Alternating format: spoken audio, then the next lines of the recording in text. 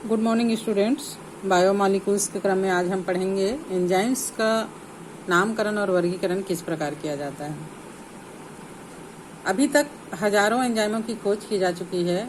उनको जैव अणु के रूप में अलग किया जा चुका है जैव कोशिका से, और उनका स्टडी भी किया जा चुका है।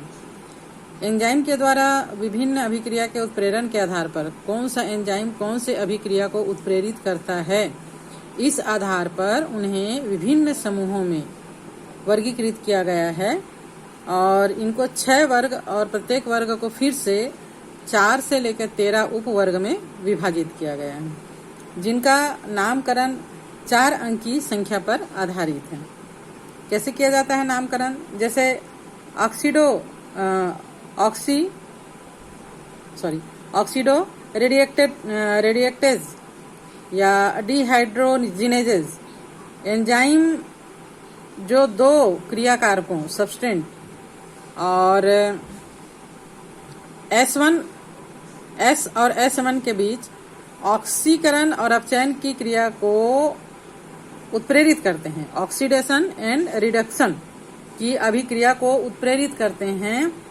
उन एंजाइमों को ऑक्सीडो रिडक्टेज या डिहाइड्रोजिनेज एंजाइम, यहाँ पर जो है वो जल के अणु डिहाइड्रोजिनेज होते हैं, अलग होते हैं, तो इस आधार पर उनको एंजाइम कहा जाता है। जैसे कि S यहाँ पर दिया हुआ है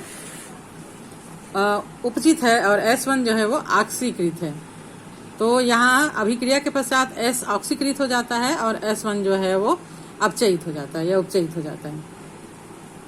दूसरा, ट्रांसफेरेज एंजाइम क्रियाधारकों के एक जोड़े S और S1 के बीच में एक समूह हाइड्रोजन के अतिरिक्त स्थानांतरण को उत्प्रेरित करता है, ट्रांसफर करता है ना। स्थानांतरण मतलब ट्रांसफर को उत्प्रेरित करने वाला एंजाइम ट्रांसफेरेज एंजाइम कहलाते हैं। जैसे सब्सटेंस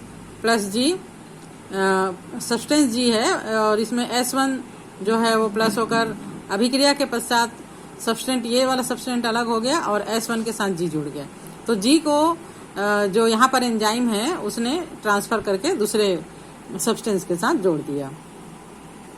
हाइड्रोलेजेस, ये enzyme Easter, ether, peptide, glycoside, carbon carbon, carbon halide और फास्फोरस नाइट्रोजन बंध का जल अपघटन करते हैं। यहाँ जल का अपघटन हो रहा है, ठीक है, तो इनको हाइड्रोलेजेस या जल अपघटनीय एंजाइम कहा जाता है। लाइजेस, जल अपघटन के अतिरिक्त विधि के द्वारा एंजाइम क्रियाकारकों के समूह के अलग होने को उत्प्रेरित करता है। जल अपघटन तो होता ही है, साथ ही साथ क्रियाकारकों के समूह से इसको अलग करने के लिए उत्प्रेरित करता है, जिसके फलस्वरूप द्विआबंध का निर्माण हो जाता है। जैसे यहाँ पर एग्जाम्पल में हम देख पा रहे हैं, कार्बन कार्बन के साथ X और Y जो है जुड़ा हुआ है। अभिक्रिया अभिक्रिया के पश्चात X और Y जो है वो अलग हो गया और यहाँ पर कार्बन कार्बन आबंध के बीच में क्या बन गया? डबल बॉन्ड बन गया, ठीक है, तो इसको कहते हैं लाइजेज। आइसोमेरेज मतलब अलग करना, है ना। तो वे सभी एंजाइम जो प्रकाशीय ज्यामिति और स्थिति समावयवी आइसोमर्स मीन्स समरूप जुड़वा जैसे कि मानते हैं, या एक का दूसरा रूप आइसोमर, अंतर रूपांतरण को ये उत्प्रेरित करने वाले एंजाइम जो होते हैं वो कहलाते हैं isomerase.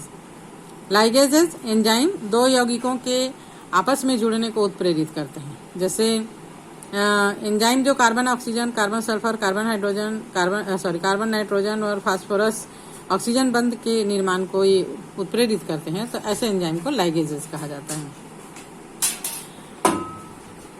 Then next one is the सहकारक या कोफैक्टर्स। एंजाइम एक या अनेक बहुपेप्टाइड प्रोटीन की श्रृंखला, है ना, उससे मिलकर बना होता है। फिर भी कुछ स्थितियों में इतर प्रोटीन अवयव जिसको कि कोफैक्टर कहा जाता है, सहकारक कहा जाता है, ये एंजाइम से बंध जाते हैं और उसको उत्प्रेरक सक्रिय बना देते हैं, उत्प्रेरक को भी उत्प्रेरित करने वाला। इन उदाहरणों में एंजाइम के केवल प्रोटीन भाग को एपो एंजाइम कहते हैं। तो कोफैक्टर 3 प्रकार के होते हैं: प्रोस्थेटिक समूह, को एंजाइम और धातु आयन। प्रोस्थेटिक समूह कार्बनिक यौगिक होते हैं और यह सहकारकों से इस रूप में भिन्न होते हैं कि ये एपो एंजाइम के साथ दृढ़ता से बंधे होते हैं, टाइटली बंधे होते हैं। फॉर एग्जाम्पल के लिए एंजाइम पर ऑक्सीडेज और कैटालेज जो हाइड्रोजन पर ऑक्साइड को ऑक्सीजन और पानी में विखंडित करते हैं। हीम प्रोस्थेटिक समूह होता है जो कि एंजाइम के सक्रिय स्थल से जुड़ा होता है। कोएंजाइम भी कार्बनिक यौगिक होते हैं। इनका संबंध एपो एंजाइम से अस्थायी होता है जो जनरली उत्प्रेरण के दौरान बनता है। कोएंजाइम विभिन्न एंजाइम उत्प्रेरित अभिक्रियाओं में कोफैक्टर के रूप में काम करते हैं। अनेक कोफैक्टर का मुख्य रासायनिक अवयव विटामिन होते हैं, जैसे कि coenzyme nicotinamide, adenine dinucleotides, NAD, nicotinamide, adenine dinucleotide, phosphate, NADP और विटामिन नियासिन से जुड़े होते हैं। धातु आयन, ये कई एंजाइमों की क्रियाशीलता हेतु धातु आयन की आवश्यकता होती है। जैसे फॉर एग्जांपल के लिए प्रकाश संश्लेषण की क्रिया, भोजन का ऑक्सीकरण की क्रिया में बहुत सारे धातु आयन इन अभिक्रियाओं को उत्प्रेरित करने के लिए आवश्यक होते हैं। ये सक्रिय स्तर पर पार्श्व श्रृंखला से समन्वय बंध बना लेते हैं और उसी समय एक या एक से अधिक समन्वय बंध के द्वारा क्रियाधारकों से जुड़ जाते हैं।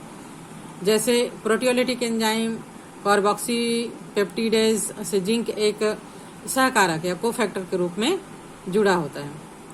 एंजाइम से यदि कोफैक्टर को अलग कर दिया जाए तो इनकी उत्प्रेरक क्रियाशीलता समाप्त हो जाती है। इससे स्पष्ट है कि एंजाइम की उत्प्रेरक क्रियाशीलता के लिए ये निर्णायक भूमिका अदा करते हैं।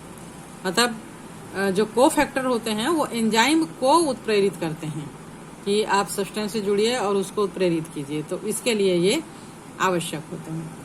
तो आज हमारा ये चैप्टर समाप्त हो रहा है। नेक्स्ट डे से हम नया चैप्टर स्टार्ट करेंगे।